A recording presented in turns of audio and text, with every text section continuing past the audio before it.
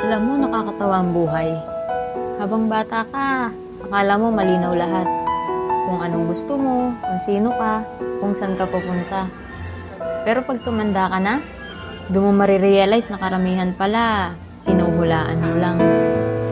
Araw-araw gumigising ako may responsibilidad. Kahit hindi sigurado kung tama pa ba ang mga desisyon ko, ngumingiti ako sa iba, kahit sa loob-loob ko pagod na ako. Hindi naman ako mahina. Napagod lang siguro.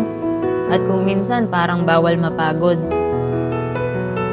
May mga pangarap akong tahimik na namatay. Hindi dahil sa ayaw ko, kundi dahil kailangan kong piliin ng mas praktikal. Ganun pala ang totoong buhay. Hindi palaging panalo, pero palaging may laban. At kahit walang pumapalakpak, kahit walang nakakapansin, babangon pa rin ako bukas. Hindi dahil kaya ko, kundi dahil wala akong choice kundi magpatuloy.